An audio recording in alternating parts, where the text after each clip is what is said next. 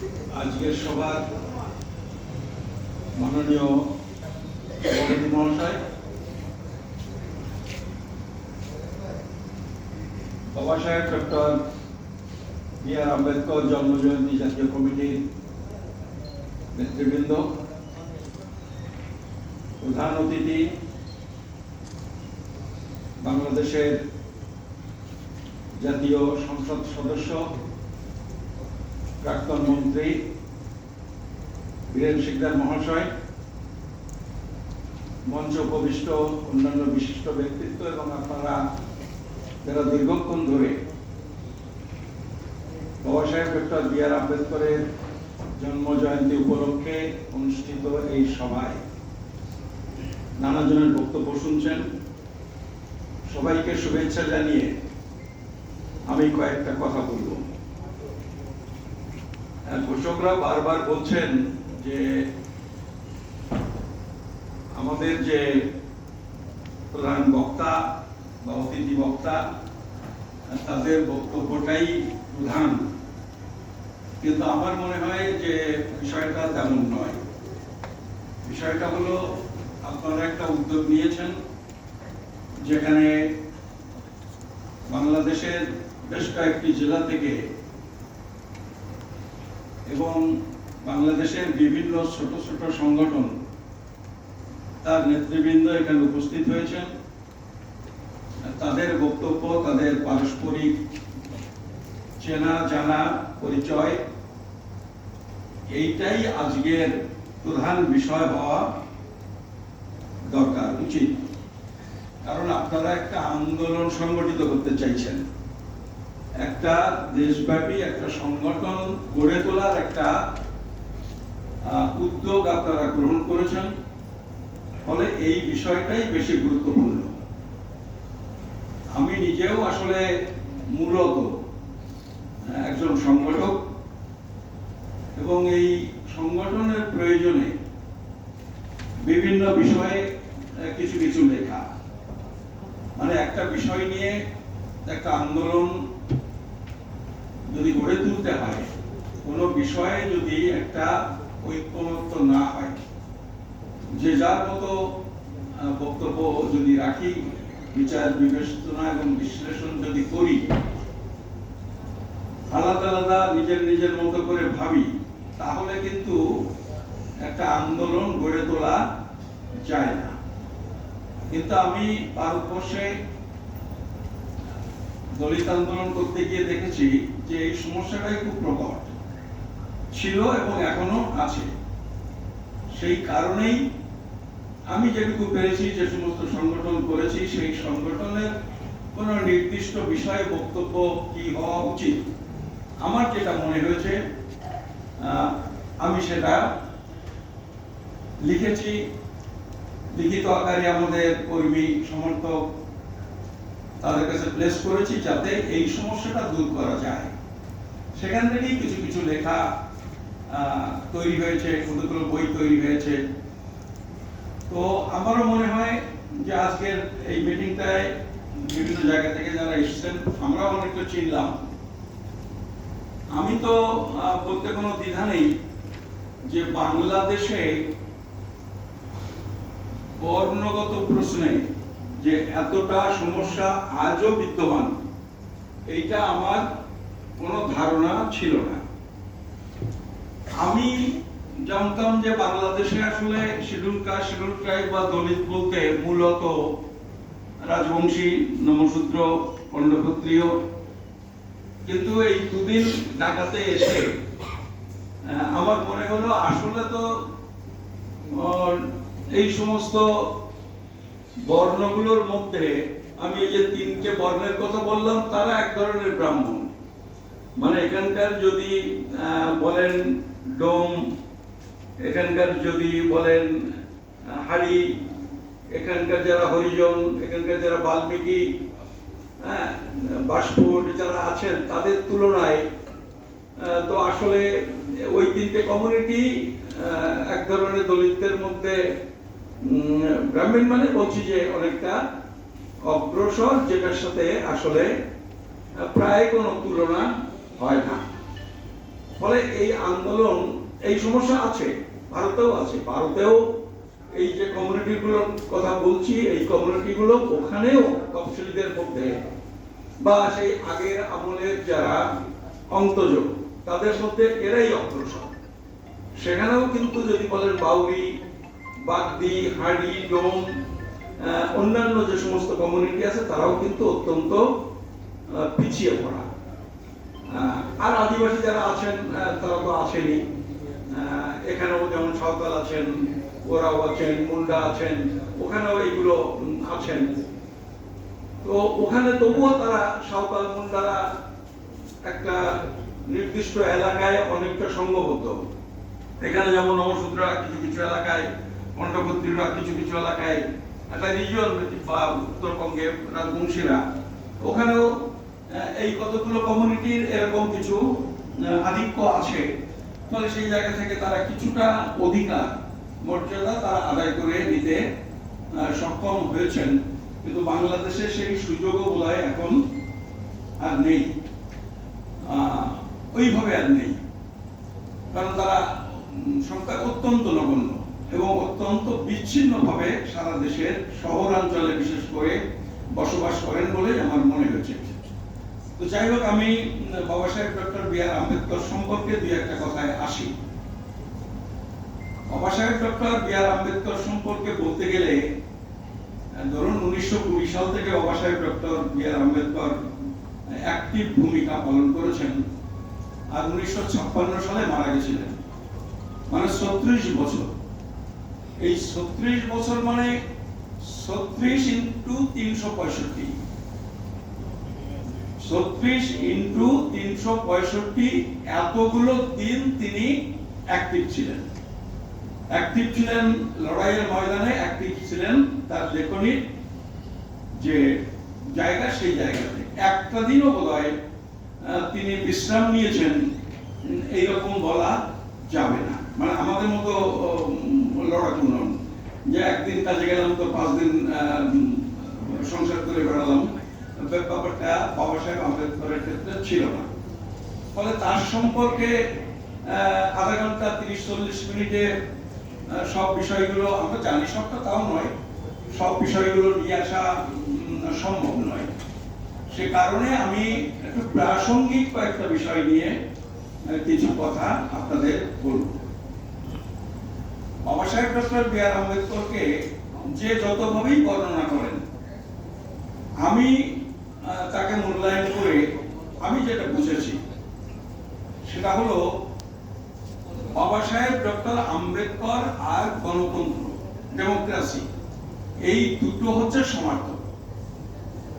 বাবা সাহেবকে বুঝতে গেলে, বাবা সাহেবের আন্দোলন বুঝতে গেলে, বিশ্লেষণ করতে গেলে এই গণতন্ত্রের প্রেক্ষাপটে প্রত্যেকটা বিষয়কে আপনাকে দেখতে হবে।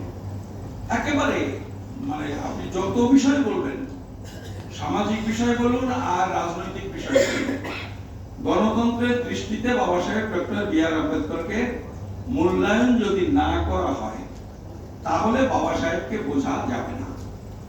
এবং আজকে আমি পাক ভারত উপমহাদেশের কথাই বলছি, আজকে সেই গণতন্ত্রের সমস্যা সব থেকে বেশি প্রকট। আপনি যদি ভারতের কথা বলেন, আপনারা জানেন ভারতবর্ষে একটা হিন্দু রাজ প্রতিষ্ঠা করার একটা প্রচেষ্টা জোরকদমে চলছে, এবং সে সম্পর্কে একটা কথা শুরু করে নিয়েই আমি অন্য কথায় যাই, একটু বলে নিই। বাবা সাহেব ডক্টর বি আর আম্বেদকরের একটা কোটেশন আছে। কোটেশনটা খুব পপুলার তা নয়, আমার কাছে অত্যন্ত পপুলার। আমি প্রায় আমার বইগুলোর পেছনে ওই কোটেশনটা আমি লাগিয়ে দিই, অন্তত গোটা 7-8 বছরে তো এটা আমি করি। সেটা হলো, ইংরেজিতে উনি বলছেন, if Hindu Raj does become a fact, it will no doubt be the greatest calamity for this country. No matter what the Hindus say, Hinduism is a means of liberty, equality and fraternity. On this account, it is incompatible with democracy. এটা আম্বেদকর বলেছিলেন তার লেখা ভলিউমে, মহারাষ্ট্র যে ভলিউমগুলো বের করেছে তার volume 8 এবং পৃষ্ঠা 358 বাংলা করলে দাঁড়ায়, যদি হিন্দু রাজ সত্যি প্রতিষ্ঠিত হয় তাহলে নিঃসন্দেহে এদেশের জন্য চরমতম বিপর্যয়। হিন্দুরা কি বললেন সেটা কোনো কথা নয়। হিন্দুত্ব হলো সমতা, মুক্তি এবং ভ্রাতৃত্বের পক্ষে ভয়াবহ বিপদস্বরূপ। সেদিক দিয়ে তার গণতন্ত্রের সাথে বেমানান। আমি সেই গণতন্ত্র নিয়েই দুটো কথা বলছিলাম, যে উনি এই সতর্কবাণী করেছিলেন, কিন্তু আজকে আমাদের পাক ভারত উপমহাদেশে বিশেষ করে ভারতের ক্ষেত্রে আজকে সেই হিন্দুরাজই প্রধান বিপদ হিসেবে, আর তত্ত্বগতভাবে নয়, বাস্তবত কাদের উপর চেপে বসেছে। আসলে অনেকেই বললেন বাবা সাহেব তার জীবনের শুরু থেকে যে আনটাচেবিলিটি, অস্পৃশ্যতার শিকার হয়েছেন এবং এই অস্পৃশ্যতার কারণে লেখাপড়া থেকে শুরু করে সব ক্ষেত্রে, এবং এখনো যেটা জ্যোতি বললেন যে তার ভিন্ন ভিন্ন রূপ বিভিন্ন জায়গাতে, এমনকি গবেষণার ক্ষেত্রেও এই যে যেগুলো বললেন এইগুলো তিনিও প্রতি পদে পদে শিকার হয়েছেন এবং তিনি তার বিরুদ্ধে লড়াই করেছেন। এবং এই লড়াই করতে গিয়েই সম্ভবত আমার মনে হয় যে গণতন্ত্রের প্রয়োজন কতটা বেশি, কতটা প্রয়োজন এইটা তিনি অনুভব করেছিলেন। আসলে তিনি তো হিন্দু ফোল্ড যেটা তাতে জন্মগ্রহণ করেছিলেন। আনটাচেবল মানে তার সাথে একটা হিন্দু পরিচয় তার সঙ্গে থাকে। তো এইটা হলো আসলে হিন্দু যে সোসাইটি, আমরা প্রত্যেকেই জানি হিন্দু সোসাইটি, তার মধ্যে ডেমোক্রেসিটা নেই। মানে এই যে বর্ণ, 4 বর্ণ বলি, এখন তো 4টে বর্ণ নয়, পঞ্চম বর্ণ একটা আছে, বা আউটকাস্ট বলে একটা কথা আছে, যেটা জ্যোতি বললেন, জ্যোতি বাবুলে যে কথাটা বলেছিলেন। তো এইটার বিরুদ্ধেই আসলে তাকে লড়াই লড়তে হয়েছিল, এবং সেখান থেকেই তার এই ডেমোক্রেসির মানে কনসেপশনটা মাথায় আসে, এবং তিনি পরবর্তীকালে সেটাই তার কর্মজীবনে এসে, রাজনৈতিক জীবনে এসেও এই ডেমোক্রেসির জন্য পুরো লড়াইটা লড়েছেন। এখন এই কথাগুলো বলার পরে আপনারা যারা বাংলাদেশে আছেন তারা বাংলাদেশের কনটেক্সটে বিচার করবেন, তার প্রয়োজন। যারা পাকিস্তানে বাস করেন তারা পাকিস্তানে সেটা নিয়ে আলোচনা করতে পারেন, এবং ভারতে তো আমরা যারা আছি তারা প্রতিদিন সেটা অনুভব করি। এবং এই দেশটাও যখন ভাগ হয়েছিল, আমি দেশটা ভাগ দিয়ে একটু শুরু করি। দেশটা যখন ভাগ হয়েছিল, অনেকে অনেক কথা বলে, কেউ বলে মুসলিম লীগের দোষ, কেউ বলে কংগ্রেসের দোষ, আবার একটা জিনিস খুব প্রচলিত আছে যেটার সাথে কোনো যোগাযোগ নেই, কিন্তু সেই দোষ আরোপ করা হয়েছিল যোগেন্দ্রনাথ মন্ডলের উপর। তিনি একমাত্র দেশের মানুষ, বরিশালের মানুষ, যে যোগেন্দ্রনাথ মন্ডল দেশভাগ করেছেন। এইসব নানান রকমের মতবাদ আছে, কিন্তু একটু ভাবলে বোঝা যায় আসলে দেশভাগ হয়েছিল কিন্তু এই গণতন্ত্রের সমস্যার কারণে। আপনারা যদি লক্ষ্য করেন, দেশটা, আমি অবিভক্ত ভারতের কথা বলছি, অবিভক্ত ভারত তো নানান ধর্ম, নানান বর্ণ, নানান ভাষাভাষী দেশের মানে ভাষাভাষী মানুষের দেশ। তো সেই জায়গাতে প্রশ্নটা এলো, মানে ইংরেজরা যখন চলে যাচ্ছেন একটা ঔপনিবেশিক শাসনে, সেই জায়গায় তো ডেমোক্রেসির প্রশ্ন থাকে না, কিন্তু দেশটা যখন স্বাধীন হতে যাচ্ছে তখন সাধারণভাবে সব অংশের মানুষের মধ্যে একটা আকাঙ্ক্ষা জন্ম হয়, একটা আলোচনা হয়, একটা শিক্ষা সৃষ্টি হয়, যেখান থেকে সব অংশের মানুষ তারা চাইছিলেন যে ব্রিটিশ আমলে 190 বছরে যাওয়ার হয়েছে, আমরা যেন স্বাধীনতা পেয়ে স্বাধীনতার প্রকৃত আশ্বাস যেন আমরা পাই, আমরা যেন এটা পাই, এই আকাঙ্ক্ষাটা সবার মধ্যে যখন জন্ম নিল, তখন স্বাভাবিকভাবেই যখন তার লড়াই করে বাংলাদেশের লিবারেশন মুভমেন্টের মতো সশস্ত্রভাবে লড়াই করে তো দেশটা স্বাধীন হয়নি। দেশটা স্বাধীন হয়েছিল আলাপ আলোচনার ভিত্তিতে, এবং যখন আলাপ আলোচনার ভিত্তিতে যখন দেশে ক্ষমতা হস্তান্তরের প্রশ্ন হচ্ছে, তখন সব অংশের মানুষ তাদের দাবি দাওয়াগুলো সেখানে প্লেস করেছে, আলোচনায় তোলার চেষ্টা করেছে যে ঠিক আছে আমরা স্বাধীন হব, কিন্তু আমাদের সাধারণভাবে বিকাশের কি হবে, সাধারণভাবে তাদের উত্তরণের কি হবে, সুযোগ সুবিধার কি হবে, অধিকারের কি হবে। এবং এই অধিকারের প্রশ্নে সহমত না হতে পারার কারণেই দেশটা ভাগ হয়ে গেল। মানে একই দেশের মধ্যে অন্যদের কথা অতটা বড় করে এলো না, কারণ তাদের ক্ষমতা ছিল না। মানে যদি আম্বেদকর বা আনটাচেবলের ক্ষমতা যদি থাকতো, তাহলে কিন্তু দুটো পক্ষ হয়ে দেশ 47 সালের আগে লড়াইটা হতো না, তিনটে পক্ষে লড়াই হতো। কিন্তু তারা এতটাই দুর্বল ছিল যে তারা তাদের ক্ষোভটা কাজে লাগাতে পারলো না। বাবা সাহেব ডক্টর বি আর আম্বেদকর বলেছেন যতবার ইলেকশনে দাঁড়াচ্ছেন তিনি হেরে যাচ্ছেন, মানে তার লোকজন এত দুর্বল যে বাবা সাহেব ডক্টর বি আর আম্বেদকরকে 100% লোক সমর্থন করে, তা সত্ত্বেও তাকে জিতিয়ে আনার ক্ষমতা তাদের ছিল না। কিন্তু মুসলিমদের অবস্থা তা ছিল না। মুসলিমরা তুলনামূলকভাবে, আমি বলছি তুলনামূলকভাবে, মানে আনটাচেবলদের তুলনায়, কারণ 190 বছরের শাসনের ফলে মুসলমানরাও অনেক দুর্বল হয়ে গেছিলেন। তার আগে 700 বছর সুলতান মোগলদের আমলে যে অবস্থাটা ছিল 190 বছরের, সেটা অনেকটাই তারা দুর্বল হয়, অনেকটা রিডিউস হয়ে যায়।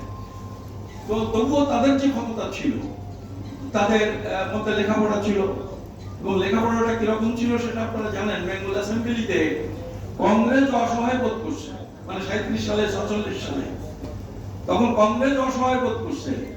অ্যাসেম্বলির মধ্যে যে বিতর্ক হচ্ছে তাতে মুসলিম নেতৃবৃন্দ, এত যোগ্য নেতৃবৃন্দ, মানে মানে বিলোপ ফেরত লিডাররা আছেন, এতগুলো ব্যারিস্টার আছেন, যে হিন্দুদের মধ্যে বাংলায় তারা সেই লড়াইয়ে টিকে থাকতে পারছেন। আপনারা তখনকার দিনের নামগুলো বললে আপনারা বুঝতে পারবেন।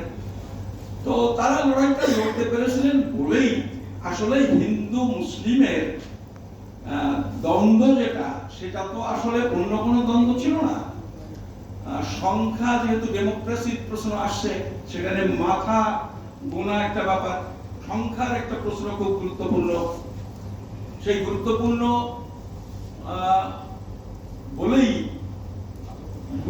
বলেই মুসলিমরা চাইছিলেন দেশ ভাগ হওয়ার আগে, স্বাধীনতার আগে কিছু কনস্টিটিউশনাল গ্যারান্টি। তারা বলেছিলেন 14 দফা দাবি তারা হাজির করেছিলেন, বলেছিলেন যে স্বাধীন দেশে হিন্দুদের মতোই মুসলমানদের বিকশিত হওয়ার গ্যারান্টি, বেশি নয়, যাতে হিন্দুদের মধ্যেই তারা স্বাধীন দেশে বিকাশ লাভ করতে পারেন, রাজনীতি ক্ষেত্রে তাদের প্রপার রিপ্রেজেন্টেশনটা থাকে, শিক্ষা ক্ষেত্রে তাদের প্রপার রিপ্রেজেন্টেশনটা থাকে, একই রকম ভাবে তারা শিক্ষিত হতে পারেন, চাকরির ক্ষেত্রে, প্রশাসনের ক্ষেত্রে তাদের সুযোগ সুবিধা যাতে তাদের সংখ্যার অনুপাতে থাকে, তারা এর গ্যারান্টিটা চেয়েছিলেন। আবার যদি এটাতে মুসলমানদের অনেকে দোষ দেন, বাংলাদেশে তো মুসলিম লীগের বিরুদ্ধে 71-এর পর থেকে একটা সেন্টিমেন্ট তো তৈরি হয়েছে, যেখানে জিন্না সাহেবের নাম বললেই অনেকে ভুল বুঝকান। কিন্তু দেখুন, বিষয়টা সেই অবস্থার পরিপ্রেক্ষিতে বিচার করা দরকার। বাংলার ক্ষেত্রে দেখুন, বাংলার ক্ষেত্রে বাংলাটা ভাগ করা চাইতো, বাংলার ক্ষেত্রে ভাগ চাইলো হিন্দুরা, হিন্দুরা বলতে উচ্চবর্ণ হিন্দুরা। কেন? মানে উচ্চবর্ণ হিন্দুদের নেতৃত্ব কংগ্রেস, হিন্দু মহাসভা, তারা সবাই চাইলো, আসলে তো উচ্চবর্ণ হিন্দু, তারা চাইলেন কেন? তার কারণ হচ্ছে তাদের ওই যে মাথা গোনা যে ডেমোক্রেটিক একটা সিস্টেম আসছে, সেটা দেখবেন আপনি 37 সালের নির্বাচনে এখানে মুসলিমরাই প্রথম ফজলুল হক, তারপরে খাজা নাজিমুদ্দিন ইত্যাদি তারা প্রিমিয়ার হলেন, 46 সাল সরওয়ার্দী হলেন। উচ্চবর্ণ হিন্দুরা দেখলেন বাংলা ঐক্যবদ্ধ থাকলে আমাদের ক্ষমতায় যে একাধিপত্য এতদিন ছিল সেটা থাকবে না। কিন্তু মুসলিমরা কিন্তু চেষ্টা করেছিলেন, শরৎ বসু তার সাথে ছিলেন, যে স্বাধীন বাংলা, সেখানে কিন্তু একটা চুক্তি তারা করে ফেলেছিলেন যে প্রধানমন্ত্রী হবে একজন মুসলমান, প্রধানমন্ত্রী স্বরাষ্ট্রমন্ত্রী হবেন একজন হিন্দু, চাকরি বাকরিতে 50-50 ইয়ে থাকবে, একটা চুক্তি তারা করেছিলেন। কিন্তু তাতেও তারা মানে আশ্বস্ত হতে পারেননি। তাহলে দেখুন যে মুসলমানরা দেশভাগ করেছিল, এই অভিযোগটা কিন্তু ওইভাবে ভাবলে কিন্তু হবে না, তাহলে তো সেই একই অভিযোগ বাংলার ক্ষেত্রে করা যায়। আসলে আমি বলছি যে এই যে ডেমোক্রেসির প্রশ্ন, এই ডেমোক্রেসির প্রশ্নটা না বুঝে এবং উচ্চ বর্ণ হিন্দুদের আনডেমোক্রেটিক মাইন্ডসেট, যেটা জ্যোতি আলোকন বললেন, এইটা না বুঝলে কিন্তু ডক্টর আম্বেদকরকে মূল্যায়ন করা যাবে না। এখানে বামপন্থী আন্দোলনের বাংলাদেশের যথেষ্ট পরিচিত 3-4জন মুখ আমি দেখতে পাচ্ছি। আপনারা জানেন ভারতবর্ষে এই 96 সাল কি 2000 সাল, 2000 সালের আগে পর্যন্ত ভারতবর্ষে বাবা সাহেব ডক্টর আম্বেদকর হলেন ব্রিটিশের চর, তাই তো? কমিউনিস্ট আন্দোলনে, বামপন্থী আন্দোলনে তারা আম্বেদকরকে মনে করতেন ব্রিটিশের চর। গোটা বাংলায় যে সুভাষচন্দ্র বসুকে আমরা প্রাতঃস্মরণীয় বলে মনে করি, তিনি প্রকাশ্যে স্টেটমেন্ট দিয়ে বলেছিলেন ভারতবর্ষের জাতীয় নেতাদের বিপর্যস্ত করতে, জাতীয় নেতাদের বিব্রত করতে ব্রিটিশ আম্বেদকরকে সৃষ্টি করেছেন। মানে আমি বলছি এমন কিছু লোকের কথা যারা তুলনামূলকভাবে অগ্রসর ছিলেন। সুভাষ বসু তো আর বল্লভভাই প্যাটেল ছিলেন না, তাকে বামপন্থী ফোল্ডের মানুষ বলেই অনেকে মনে করতেন। তো এখন এইবারে যদি এই সমাজ, এই সামাজিক কন্ডিশন, এই হিন্দু সমাজের বর্ণ কাঠামো, এই সবগুলোকে বাদ দিয়ে, আর ওই যেটা বললাম বর্ণ হিন্দুর মাইন্ডসেট যেটা, এইটাকে বাদ দিয়ে যদি মনে করি সাইমন কমিশন সমস্ত ভারতীয়রা বয়কট করলেন, আম্বেদকর কেন অংশগ্রহণ করলেন, তাহলে আম্বেদকর ব্রিটিশের সাথে সহযোগিতা করছেন, এরকম মানে আমি বলছি এই সমস্ত বিষয়গুলো অনেকের প্রশ্ন হিসেবে, যুক্তি হিসেবে খাড়া করেন। ফলে আসলে ওই জায়গাটা না বুঝলে খুব সমস্যা হয়ে যায় আম্বেদকরকে বুঝতে। কারণ আম্বেদকরকে ব্রিটিশের বিরুদ্ধে লড়াই করতে হচ্ছে, তার থেকে বেশি লড়াই করতে হচ্ছে বর্ণ হিন্দুদের বিরুদ্ধে। এবং এই গোটা লড়াইটাতে আপনারা লক্ষ্য করবেন যে মুসলিমরা কিন্তু তুলনামূলকভাবে বাবা সাহেব ডক্টর বি.আর. আম্বেদকরের পাশে দাঁড়াবার চেষ্টা করেছিলেন। আপনি সেকেন্ড রাউন্ড টেবিল কনফারেন্সটা যদি দেখেন, সেকেন্ড রাউন্ড টেবিল কনফারেন্সে গান্ধীজি কংগ্রেসের প্রতিনিধি হিসেবে নিজে পার্টিসিপেট করলেন, স্বয়ং পার্টিসিপেট করেছিলেন, যেটা কখনো করতেন না গান্ধী, কিন্তু ওই ক্ষেত্রে করেছিলেন। এবং সেখানে কিন্তু মুসলিম নেতৃবৃন্দ যদি পাশে না দাঁড়াতেন তাহলে আনটাচেবলদের কোনো দাবি হালে পানি পেত না। বাবা সাহেব ডক্টর বি.আর. আম্বেদকর যে যুক্তিটা খাড়া করেছিলেন সেটা হলো যে আনটাচেবলদের আলাদা আইডেন্টিটি, আলাদা অস্তিত্ব স্বীকার করতে হবে। এবং তার যুক্তি ছিল, আপনারা জানেন অনেকে, সেই 1872 বা 1882 যেটাই বলেন, 1872 বা 82 থেকে যখন সেন্সাস শুরু হয়, জনগণনা যখন শুরু হয়, তখন গোটা ভারতে এই আনটাচেবল যারা, মানে আজকে শিডিউল ট্রাইব, মূলত তারাই সামান্য দিক ওদিক হচ্ছে, তাদের কিন্তু হিন্দু ফোল্ডে গোনা হতো না। গোনা হতো হিন্দু এত, মুসলমান এত, খ্রিস্টান এত, বৌদ্ধ এত, ইত্যাদি ইত্যাদি, আনটাচেবল এত। কেন? আপত্তিটা কেন? আপত্তি ছিল মূলত হিন্দুদের। হিন্দুরা বলতেন, মনে করতেন, ইংরেজদের উপর চাপ সৃষ্টি করতেন যে আনটাচেবলদের হিন্দুদের মধ্যে গুনলে তাদের মর্যাদা ক্ষুণ্ণ হয়, হিন্দুদের মর্যাদা ক্ষুণ্ণ হয়। এই যে অবস্থা, এই অবস্থাটা যদি না বোঝা যায়, আম্বেদকরের লড়াইয়ের এই কন্ট্রাডিকশনটা যদি না বোঝা যায়, তাহলে তো আম্বেদকরকে মূল্যায়ন করা যাবে না। ফলে এই তিনটে ফ্রন্টে তাকে লড়াই করতে হয়েছে, সেইভাবে তাকে নীতি নির্ধারণ করতে হয়েছে, কথা বলতে হয়েছে। এইটা হচ্ছে একটা জায়গা। আবার প্রথম রাউন্ড টেবিল কনফারেন্সে আপনারা জানেন, একটু আগে কেউ বলছিলেন যে রাউন্ড টেবিল কনফারেন্সের পরে সমস্ত, তখন ব্রিটিশ ইন্ডিয়ার মানে যে বড় বড় কাগজগুলো, তারা বললেন যে ভারতবর্ষের মধ্যে যদি 1 নম্বর জাতীয়তাবাদী নেতা যদি বলতে হয়, তাহলে সেটা হলেন ডক্টর আম্বেদকর। তিনি একেবারে ইংরেজদের নাকের ডগায় দাঁড়িয়ে বলছেন যে 150 বছর মতো হয়েছে, যে 150-60 বছরে ইংরেজরা এখানে কি করেছে, যে আনটাচেবিলিটি তখনও ছিল, আজও আছে। তখনও তারা জল খেতে পারত না, কুয়ো থেকে আজও পারে না। তখনও শ্রমিকদের যে কন্ডিশন ছিল আর আজকের যে শ্রমিকদের যে কন্ডিশন, তার মধ্যে কোনো হেরফের পায়নি।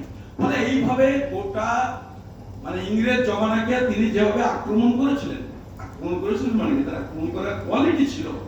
তখনকার কমিউনিস্টরা, মানে আমি বলছি বিটি রণদ্বীপের ডাঙ্গে, তখনও কিন্তু ভারতবর্ষের ইকোনমিটা তারা ওইভাবে বুঝতেন না। সেই ইকোনমিটা তো ওই থিসিসটা যখন ইকোনমিক্সের উপরে উনি করলেন, সেটাই পড়ে পড়ে সবাই করতে লাগলেন। ফলে এই আক্রমণটা করতে গেলে যে যোগ্যতা ছিল, দরকার ছিল, সেটা আম্বেদকরের ছাড়া ছিল না। ফলে এমনকি গান্ধী তিনি ডেকে পাঠালেন যে এরকম একজন জাতীয়, তিনি কিন্তু আম্বেদকরকে তখন অব্দি জানতেন কিন্তু ব্রাহ্মণ হিসেবে, সেই জন্যই ডেকে কথা বলেছেন। না, আম্বেদকর টাইটেলটা ব্রাহ্মণের টাইটেল, উনি পরে জানতে পারেন। তো ফলে আম্বেদকর এইরকম একটা জায়গার মানুষ ছিলেন। আর আমি বামপন্থীদের সম্পর্কে একটু বলি। ধরুন 1927 একটা বড় ধর্মঘট, শুদ্ধকল ধর্মঘট, তখন তো একই ভারত, ফলে বাংলাদেশে এই কথা বলতে তো অসুবিধা নেই। তখন বাংলাদেশও তার শরীর, বোম্বেটা ডেভেলপ করেছে ইন্ডাস্ট্রি। 38 সালে প্রথম সাধারণ ধর্মঘট শ্রমিকদের, 1938। কেন? 37-এর নির্বাচনে কংগ্রেস ক্ষমতায় গেছে, তাই তো? 37 সালের নির্বাচনে কংগ্রেস ক্ষমতায় গেছে, বোম্বেতে কংগ্রেস ক্ষমতা দখল করেছে, তাদেরই মিনিস্ট্রি এখানে যখন বলল, এবং তারা গিয়েই শিল্প বিরোধ বিল সংশোধন করলো। এই না বললো ধর্মঘটের অধিকার বেআইনি ঘোষণা করে বিল আনলো, ধর্মঘট করা যাবে না। তার বিরুদ্ধে প্রথম সাধারণ ধর্মঘট হলো ভারতবর্ষে, বোম্বেতে।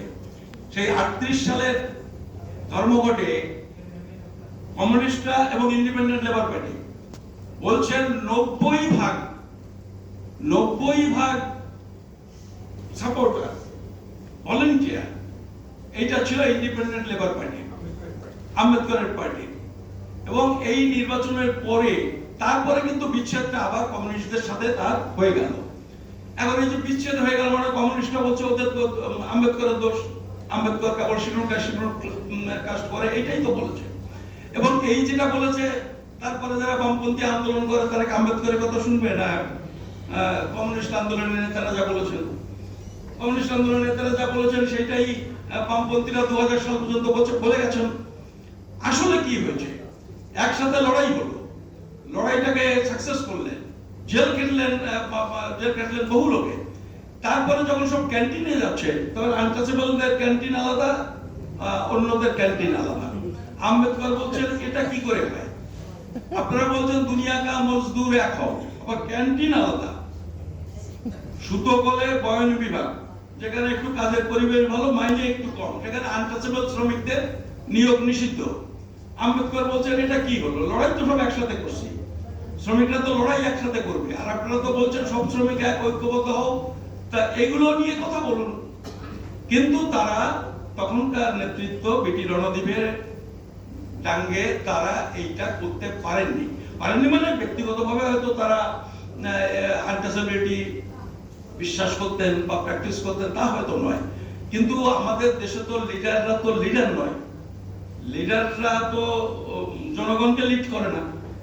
মানে তখন থেকে আজ পর্যন্ত, আমি আজকের দিন পর্যন্ত বলছি, আমাদের দেশের লিডাররা জনগণকে ফলো করে, জনগণ যা ভাবে, যত ভুল চিন্তাই থাকুক জনগণের, তার পেছন পেছন লেজুর ভিত্তি করে, কারণ ভোট আনতে হয়। আমি একটা নতুন কথা বলবো, এটা বললে তো ভোট থাকবে না।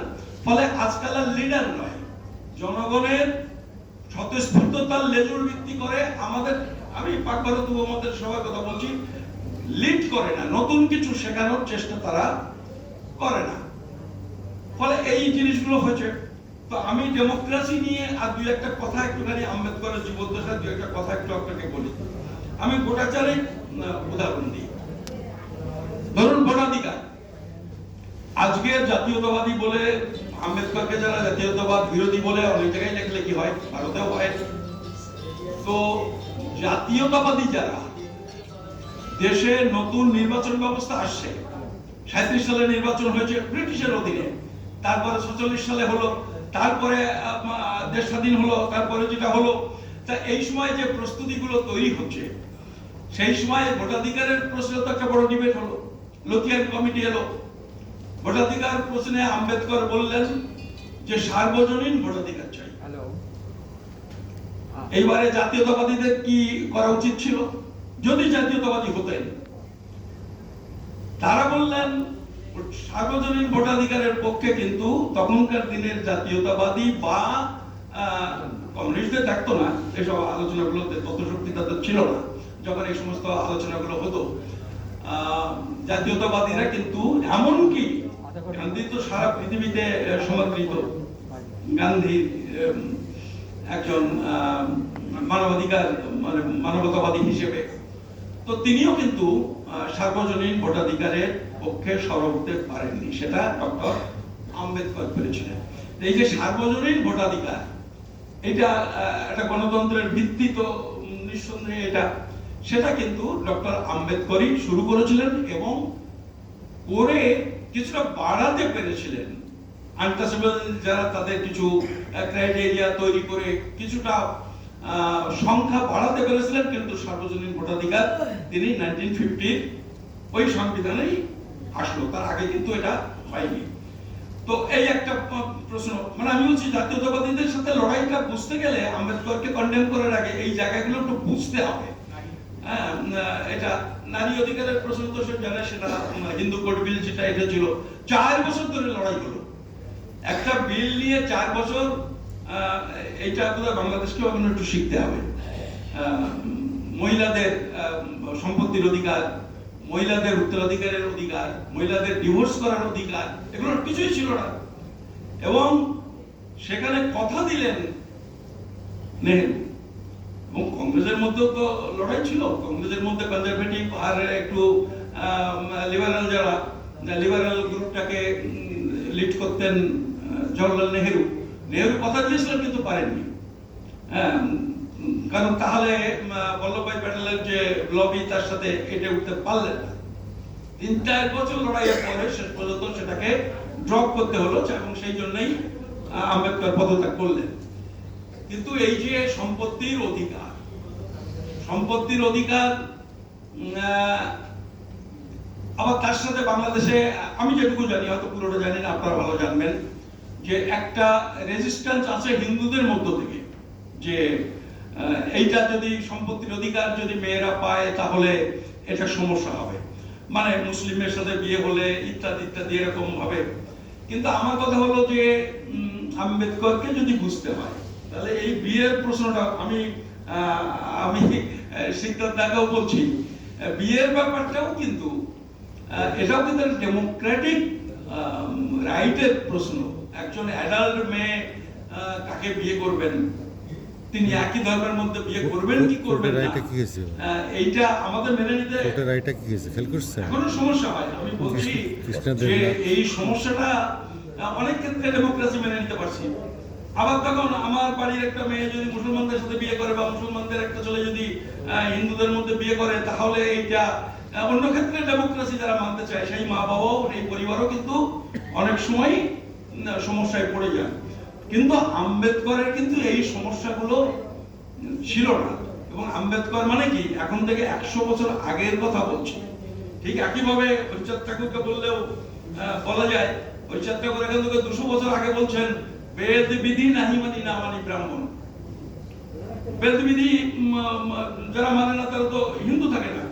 তা আজকেও আমরা এইটা মানতে তো দূরের কথা, বলতে অনেকের গলা কাঁপে। কিন্তু 200 বছর 210 বছর আগে উনি বলেছেন,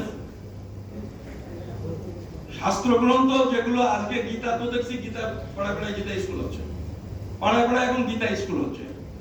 তো সে গীতা শাস্ত্র গ্রন্থ সম্পর্কে হরিচাঁদ ঠাকুর বলেছিলেন, ব্রাহ্মণ রচিত যত অভিনব গ্রন্থ ব্রাহ্মণ প্রধান মার্কা বিজ্ঞাপন যন্ত্র। বললো কোনোটা শাস্ত্র না, ব্রাহ্মণরা ওইসব লিখেছে, লিখে ওদের বিজ্ঞাপন করেছে, ওরাই শ্রেষ্ঠ, ওরাই ভালো, ওদের সবাই উপহার দেবে, ওরাই ওকে সবাই মানবে বলে এসব ব্রাহ্মণের বিজ্ঞাপন। এটা বলেছেন 200 বছর আগে। তো আম্বেদকর ডেমোক্রেসির প্রশ্নে যে জায়গাগুলো আগে ওই সময় বলেছেন, আমরাও এখনো সেটা মানতে পারছি না। ধরুন আমি একটা, এখানে আপনাদের পরিস্থিতিটা আলাদা, তবু যে কজন হিন্দু আছেন তারা হয়তো একমত হবেন। কাশ্মীর ভারত সরকার দাবি করে, আমরা এই কথা এখানেও বলছি, আমরা ভারতেও একই কথা বলি, বলেন যে কাশ্মীর ভারতের অবিচ্ছেদ্য অঙ্গ। কাশ্মীর কবে ভারতের অঙ্গ হলো, কবে অবিচ্ছেদ্য বাদ দিন। আমি যদি বলি করাচি ভারতের অঙ্গ কিনা, ঐক্যবদ্ধ ভারতের অঙ্গ করাচি কিনা, ঐক্যবদ্ধ ভারতের অঙ্গ ঢাকা কিনা, নিশ্চিতভাবে কোনো ডিসপুট নেই, এটা তো ভারতেরই অংশ। তা এই যে করাচিকে আমরা ছেড়ে দিলাম, মানে আমি বলছি একজন ভারতীয় হিসেবে, করাচিকে ছেড়ে দিলাম, ঢাকাকে ছেড়ে দিলাম, কেন? সেটা তো ভারতেরই অংশ, ছেড়ে দিলাম কেন? বললাম মুসলিম মেজরিটি এলাকা আমরা পাকিস্তানকে দিয়ে দিলাম, ওটা ভারতের মধ্যে থাকা দরকার নেই, অযথা ঝামেলা। ওই যে লিয়াকত আলী সাহেব অন্তর্বর্তী সরকারে যেটুকু নিজের সক্রিয়তা বজায় রেখে কাজ করার চেষ্টা করছিল, তাতেই কংগ্রেসীরা বলেছিল আপদ বিদায় হলেই বাচ্চা ওই মুসলমান অংশ রেখে আমাদের অনেক ঝামেলা হবে। মানে দেশ ভাগ হওয়ার কারণটা আমি বলছি, এই সমস্ত ব্যাপারগুলো তো দেশ ভাগ হওয়ার কারণ ছিল। তো সেই কাশ্মীর আমরা নিজেদের অঙ্গ আমরা বাদ দিলাম। আম্বেদকর বলছেন তার পদত্যাগ পত্রে যে গোটা সুলতান যুগ, গোটা মোগল যুগ, ওই অল্প কিছু সময় দখল করেছে, আবার তারা স্বাধীন হয়ে গেছে, ওগুলো আমি বাদ দিলাম। গোটা 190 বছরের ইংরেজ আমল, কাশ্মীর কিন্তু স্বাধীন স্বতন্ত্র দেশ। 47 সালে যেদিন দেশ স্বাধীন হয়েছে, সেদিনও কাশ্মীর আলাদা স্বাধীন রাষ্ট্র। তো বলছেন সেখানকার বিশেষ করে শ্রীনগর, মূল কাশ্মীর, সেখানে 95% মুসলিম। সেই মুসলিম এলাকা নিয়ে আমরা এত লড়াপিটা করছি কেন? এটা আম্বেদকর বলছেন ডেমোক্রেসি হলো সেখানে গণভোট নাও, এবং তিনি বলেছেন গণভোট 3 ভাগে ভাগ করে করো, একটা জম্মুতে করো, একটা লাদাখে করো, একটা শ্রীনগরে করো। জম্মুতে হচ্ছে হিন্দু মেজরিটি এলাকা, একসাথে করলে হিন্দুদের সাথে ইসলামের বিরুদ্ধে ওইদিকে ঠেলে দেওয়া হবে। লাদাখে হচ্ছে বৌদ্ধ প্রধান এলাকা, বলে 3টে আলাদা করো করে এইবারে শ্রীনগর যেটা মানে মূল কাশ্মীর, যেটা তারা স্বাধীন হবে না পাকিস্তানের সাথে যাবে না ইন্ডিয়ার সাথে থাকবে, লেট দেম ডিসাইড, তারা ঠিক করুক। গণতন্ত্র হচ্ছে এই জায়গাতে আমরা মানতে পারবো যে মানে আমি ওখানকার হিন্দুদের কথা বাদ দেন, এখানকার হিন্দু যারা এই দেশে, তারাও ভারতের সাথে থাকবে না কাশ্মীর, এটা বুকে হাত দিয়ে দেখুন যে আপনারা মানতে পারছেন কিনা। ফলে এইটা হচ্ছে ডেমোক্রেসির প্রশ্ন। মানে আম্বেদকরকে বুঝতে গেলে এই জায়গাগুলো নিয়ে কিন্তু পরিষ্কার হতে হবে। পাকিস্তান সৃষ্টি, ওই যে পাকিস্তান আর পার্টিশন অফ ইন্ডিয়া যে বইটা লিখলেন 1940-এর দশকে, মানে 700-800 পাতার বই, গোটা বইটা পৃথিবীর গোটা ইতিহাস টেনে এনেছেন। এনে তিনি লিখছেন যে পাকিস্তান সৃষ্টি, মুসলমানরা যে যে দাবি করছে তার কোনো সমস্যার সমাধান হবে না। ওই যে হিন্দু রাজের ভয় পাচ্ছেন ইত্যাদি ইত্যাদি বললে কোনো কিছুর সমাধান হবে না, বরং সমস্যা আরো অনেক বাড়বে। এবং একই কথা যোগেন্দ্রনাথ মন্ডল বলেছিলেন যে যদি এই দেশভাগ ভারতভাগে এটা এই হিন্দু মুসলমানের সমস্যা আরো চিরস্থায়ী হবে, অথচ তার উপরে চাপিয়ে দেওয়া হয়েছে যে দেশভাগ করার জন্য যোগেন্দ্র মন্ডল দায়ী। তো আম্বেদকর বললেন যে কোনোভাবেই মুসলমানরা যে দাবি করছে তার একটাও ঠিক না এবং এতে কোনো সমস্যার সমাধান হবে না মুসলিমদের। কিন্তু তারপরে মন্তব্য করছেন যে কিন্তু অধিকাংশ মুসলমান যদি পাকিস্তান চান তাহলে পাকিস্তানের দাবি মেনে নিতে হবে, এটাই ডেমোক্রেসি। কমিউনিস্টরা পাবে?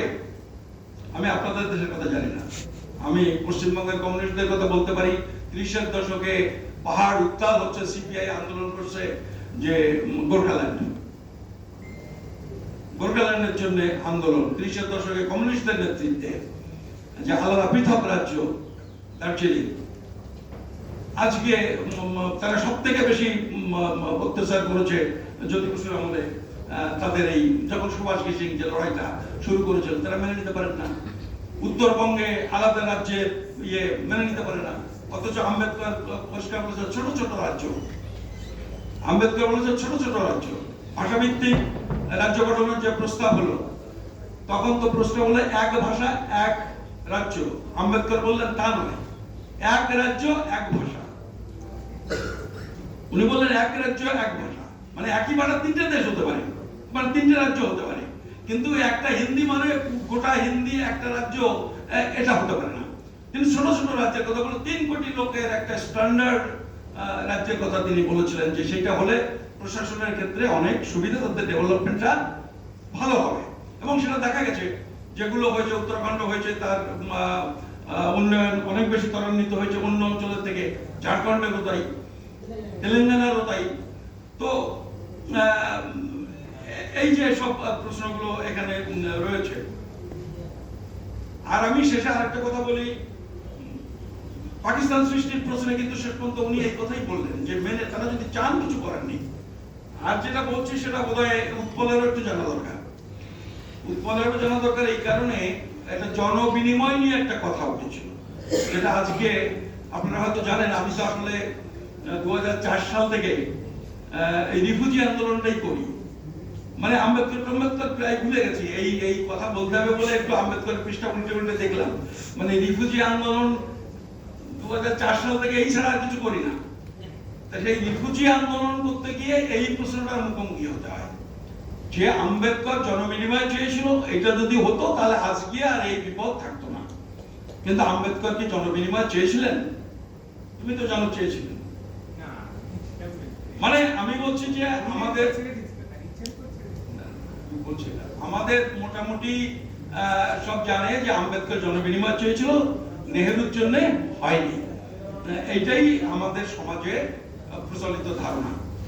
কিন্তু আমি যে ডেমোক্রেসির কথা বললাম, আমি যদি আম্বেদকরকে যদি বুঝি এই ডেমোক্রেসির দৃষ্টিভঙ্গি থেকে, তাহলে আমি সেই জায়গা থেকে যদি সিদ্ধান্ত নিই, তাহলে আমাকে তো আর করতে হয় না আম্বেদকর কি বলেছিলেন।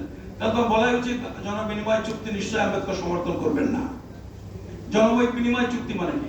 নেহেরু লিয়াকত চুক্তি করবেন, দুই দেশের প্রধানমন্ত্রী। আমি ধরুন বলছি নেহেরু লিয়াকত আলাদা চুক্তি হয়েছিল, এটা আলাদা 8 এপ্রিল যেটা হয়েছিল 50 সালে। কিন্তু যদি 47 সালে যদি এটা হতো জিন্না আর নেহেরুর মধ্যে যদি হতো যে এখানকার সমস্ত মাইনরিটি ওদিকে যাবে, ওদিককার সমস্ত মাইনরিটি পাকিস্তানে চলে আসবে, এপারে ওপারে, মানে পশ্চিম পাকিস্তান পূর্ব পাকিস্তান, তার মানে নাকি এমন তো হতে পারে যে উৎপল সাতপাড় ছেড়ে যেতে চায় না, বীরেন সিকদার মাগুরা ছেড়ে যেতে চায় না, এটা তো হতে পারে তাদের ইচ্ছা। কিন্তু এই চুক্তি হয়ে গেলে তখন কি হবে?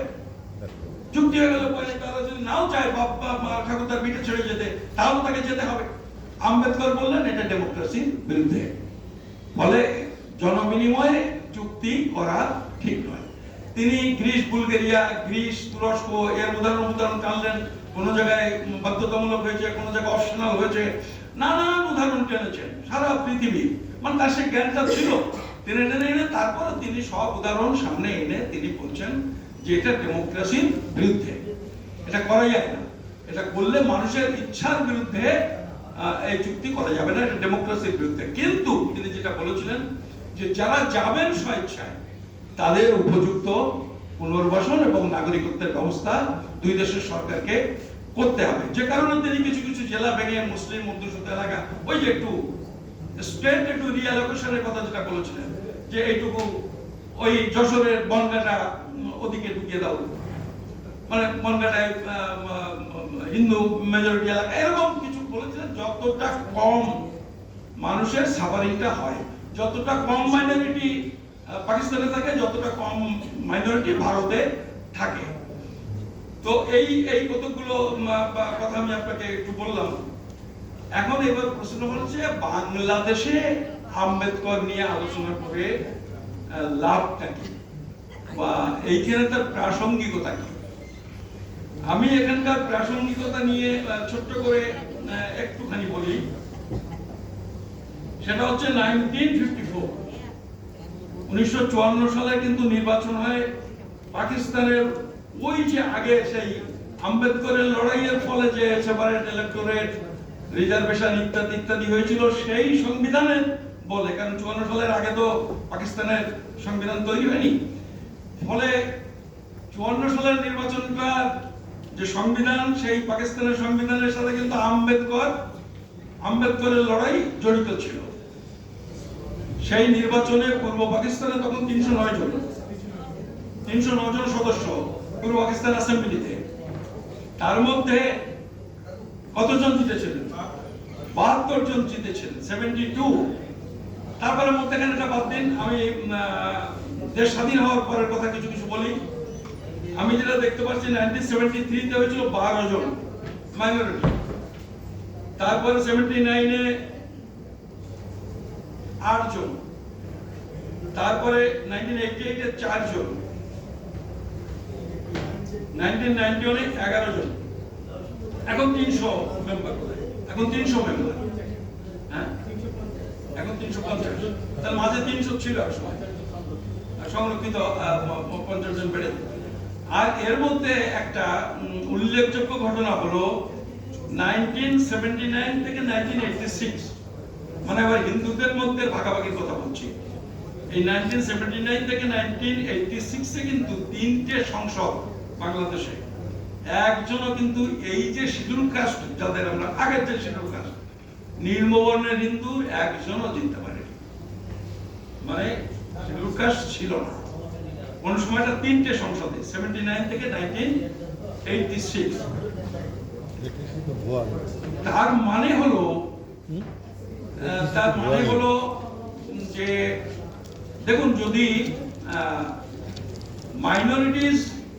মাইনরিটি সে ভাষাগত হতে পারে, ধর্মীয় হতে পারে, যেভাবে হোক না কেন, আমি যেটা বলছি যে কোনো মাইনরিটিস, মেজরিটি যারা পাওয়ারে থাকে, তারা যদি গোটা বিষয়টা এমন ভাবে দেখেন যেখানে মাইনরিটিসদের এই পরিসংখ্যান উত্থাপন করার প্রয়োজন হয় না, তাহলে তো রিজার্ভেশনের প্রশ্ন বা এই সমস্ত সংরক্ষণের প্রশ্ন আসে না। কিন্তু আমাদের যে অভিজ্ঞতা এই অঞ্চলে, পৃথিবীর এই অঞ্চলে, তাতে এই সমস্যাটা ক্রমেই ঘনীভূত হচ্ছে এবং আগামী দিনে হয়তো আরো হতে পারে।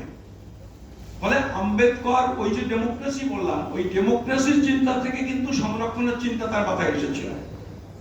সংরক্ষণটা অনেকে মনে করেন ওই যে হীরের টুকরো, চামচ, হীরের চামচ, এই সমস্ত বলেন আপার কাস্টের লোকজন। আসলে সংরক্ষণ তো ওই জন্য নয়, সংরক্ষণ ছিল ডেমোক্রেসির জন্য। আম্বেদকর বলেছিলেন যে একটা জাত, ধর্ম, ভাষা বিভক্ত সমাজে যদি প্রত্যেকটা অংশ মানুষের যদি প্রতিনিধিত্ব না থাকে, পর্যাপ্ত প্রতিনিধিত্ব যদি সুনিশ্চিত করা না যায়, তাহলে দেশের গণতন্ত্রের ভিত্তি প্রতিষ্ঠা হয় না। আমি গণতন্ত্র হয়ে যাবে বলছি না, আম্বেদকর বলেছেন গণতন্ত্রের ভিত্তি স্থাপনই হয় না, জমিটা চাষই হয় না।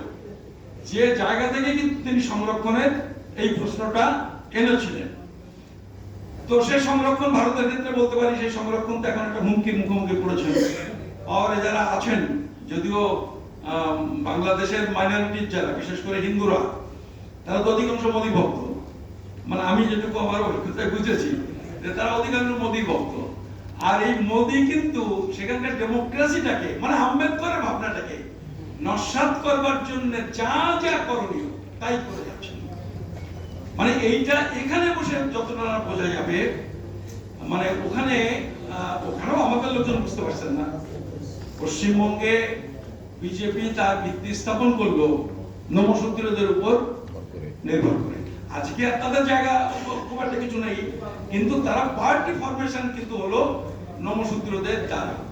যারা হরিচাঁদের প্রোডাকশন, যারা আম্বেদকর নিয়ে চর্চা হয় নমশূদ্রদের মধ্যে, কিন্তু কার্যক্ষেত্রে কিন্তু একেবারে গোলকারের লাইনেই তারা চলে গেলেন। ফলে এগুলো খুব দুর্ভাগ্যজনক ঘটনা। কার্ল মার্কস আর বুদ্ধ নিয়ে একটা কথা আমি বিশ্বাস করব। কার্ল মার্কস আর বুদ্ধ নিয়ে একটা কেউ একজন বলেছেন, দেখুন কার্ল মার্কস, বুদ্ধ আর কার্ল মার্কস আম্বেদকরের একদম শেষ জীবনের একটা লেখা। আপনারা যদি এটা পড়েন, আপনারা বুদ্ধ আর কার্ল মার্কস আর্টিকেলটা যদি পড়েন, তাতে দেখবেন যে একটা তুলনামূলক আলোচনা করেছেন। তার আপনি 1 নম্বর 2 নম্বর ধরে ধরে যদি করেন, তা দেখবেন যে 90-95% ক্ষেত্রে আম্বেদকরের মধ্যে বুদ্ধ এবং কার্ল মার্কস তাদের আইডিয়া সিমিলারিটি আছে। তারা মোটামুটি একই রকম কথা বলছেন। একটা জায়গায় একটা পয়েন্টে বলেছেন যে একনায়কত্ব আর ডেমোক্রেসি, আরেকটা হচ্ছে হিংসা অহিংসা, দুটো ক্ষেত্রে এটা বলেছেন। সেক্ষেত্রেও আপনি দেখবেন আম্বেদকর বলছেন যে শত্রু দেশের সাথে যুদ্ধ, নিজের মাতৃভূমির জন্য যে যুদ্ধ, তাতে যে মানুষ হত্যা, এটাকে হিংসা। আম্বেদকর বলছেন এটা হিংসা। মানে গান্ধীর হিংসা আর আম্বেদকরের হিংসার মধ্যে কিন্তু ডিফারেন্স আছে। তিনি বলছেন যে একটা ভূস্বামী হাজার হাজার একর জমির মালিক হওয়ার জন্য হাজার হাজার মানুষ তার মৃত্যুর কারণ বা না খাওয়ার কারণ হচ্ছেন। এই ক্ষেত্রে যদি তার জমি কেড়ে নেয়, এটাকে হিংসা। উনি বলছেন এইটাকে হিংসা বলা যাবে না। বলে আপনারা যদি দেখেন আরো একটু মিলিয়ে, আম্বেদকরের পজিশনটা একটু বুঝতে হবে। আম্বেদকর একটা ডেমোক্রেটিক মুভমেন্টের লিডার ছিলেন। এখন একজন ডেমোক্রেটিক মুভমেন্টের লিডারকে যদি একটা ক্লাস মুভমেন্টের জায়গা থেকে যদি বিচার বিশ্লেষণের চেষ্টা হয়, সেক্ষেত্রে কিছু সমস্যা কিন্তু আসবে। কিন্তু যারা ক্লাস অর্গানাইজেশন করেন, তারা তো জানেন যে এই যে বুর্জোয়া ডেমোক্রেটিক মুভমেন্টটা, সেটা তো করতে হবে। যে কারণে 1996 এ কমিউনিস্ট বিপ্লবীরা হায়দ্রাবাদে প্রথম সিদ্ধান্ত নিলেন যে আম্বেদকর হচ্ছেন ভারতবর্ষের ডেমোক্রেটিক আন্দোলনের স্টলওয়ার্ড। ওই জনশক্তি গ্রুপের ইয়েতে এটা হচ্ছিল। আর ওই 96 সালের এই ডিসিশনের পর 2000 সাল থেকে কমিউনিস্ট বিপ্লবী এবং বামপন্থীদের সুর আস্তে আস্তে পাল্টাতে এখন তারা কিন্তু আম্বেদকরকে ভারতের গণতান্ত্রিক আন্দোলনের একজন স্তম্ভ হিসেবে মনে করেন। যে সামন্ততান্ত্রিক ব্যবস্থা, সামন্ততান্ত্রিক সংস্কৃতি, সেটা ভাঙার জন্য সবথেকে বড় ভূমিকা নিয়েছেন ডক্টর আম্বেদকর। তো আজকে এটুকু কথা বলে আমার বক্তব্য শেষ করি, কারণ এখানে বীরেন্দ্র বসে আছেন দীর্ঘক্ষণ। আমাদের দেশের বড় বড় নেতারা তো এতক্ষণ বসেন না, কিন্তু আমরা তো জোর জারি করে বসিয়ে রেখেছি। তো আপনাদের নমস্কার।